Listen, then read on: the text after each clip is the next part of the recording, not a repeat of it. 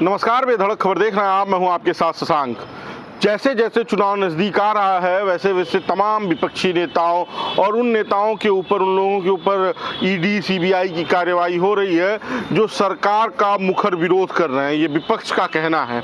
और ऐसा लग भी इसलिए रहा है कि जो लोग भी सरकार का विरोध किए हैं पिछले समय में, या जो लोग भी सरकार के खिलाफ खड़े या विपक्ष के नेता हैं, उनके वहाँ लगातार सीबीआई, ईडी एवं तमाम केंद्रीय जांच एजेंसियाँ कार्रवाई कर रही हैं, छापेमारी कर रही हैं। और इसी क्रम में कल से ही, जब हम ये वीडियो शूट कर रहे हैं उसके एक दिन पहले से ही कभी भाजपा के नेता रहे, जम्मू कश्मीर के राज्यपाल, पूर्व राज्यपाल रहे सतपाल मलिक के जम्मू, दिल्ली, नोएडा सहित 30 ठिकानों पर सीबीआई की छापेमारी चल रही है।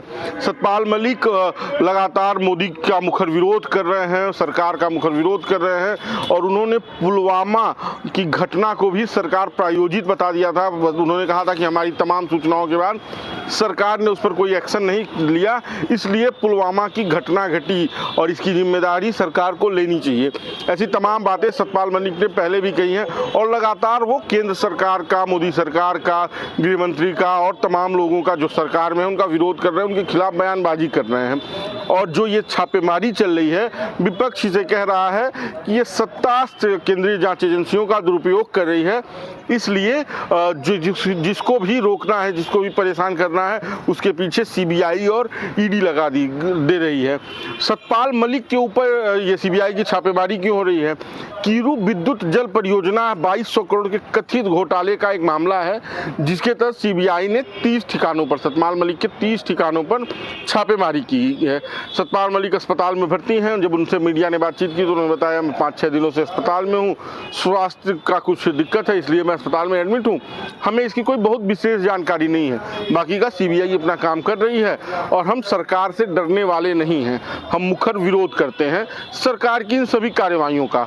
किसान आंदोलन चल रहा है, जाटों के बड़े नेता हैं, और अभी सरकार ने एक किसान समाज के बड़े नेता और पूर्व प्रधानमंत्री रहे नेता को भारत रत्न दिया है, चौधरी चरण सिंह को, और उसके बाद जयंत चौधरी जो सरकार के हिस्सेदार हो गए, सरकार में शामिल हो गए हैं।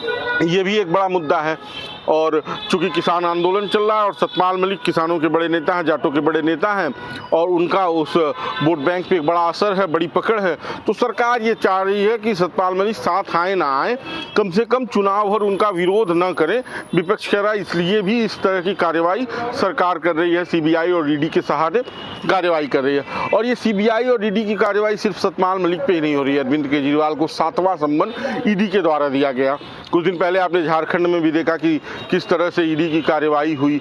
उसके बाद से तमाम जगहों पर जो विपक्ष के नेता हैं उनके ऊपर कार्रवाई चल रही है, उनके ऊपर ईडी का दबाव बनाया जा रहा है। और विपक्ष ये कह रहा है कि सरकार के पास ईडी और सीबीआई है, ये जाती है, भ्रष्ट नेताओं को ढूंढती है, पकड़ के ले आती है, और अगर वो नेता भाजपा में शामिल हो जाता है तो फिर उसकी धुलाई हो जाती है, चमकता हुआ वो फिर साफ हो जाता है, फिर उसके ऊपर कार्रवाई नहीं होती है। इसमें असम के मुख्यमंत्री, पूर्व कांग्रेसी नेता रहे हेमंत बिस्वा शर्मा हैं, महाराष्ट्र से अशोक चौहान हैं, ऐसे तमाम लोग हैं। महाराष्ट्र के तत्कालीन उप मुख्यमंत्री अजित पवार हैं, उनके ऊपर भी मोदी सरकार ने तमाम आरोप लगाए थे, प्रधानमंत्री ने स्वयं आरोप लगाए थे।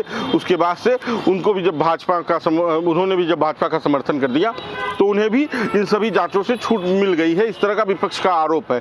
बाकी का इंडिया अलायंस करने का विपक्ष का भी प्रयास है, और सरकार की तरफ से ये कहा जा रहा है कि ये जो कार्रवाइयां हैं, ये जो सरकार का तंत्र है, जो सरकार की व्यवस्था वो कर रही है, इसमें भारतीय जनता पार्टी या प्रधानमंत्री की कोई भूमिका नहीं है। जो लोग गलत कर रहे हैं उनके ऊपर कार्रवाइयां होंगी और कार्रवाई से सरकार कभी भी पीछे नहीं हटेगी। बाकी का बेधड़क खबर देखते रहिए। आपकी इस पर क्या राय है हमें कमेंट बॉक्स में जरूर बताइए। इस वीडियो को ज़्यादा से ज़्यादा शेयर कीजिए। धन्यवाद।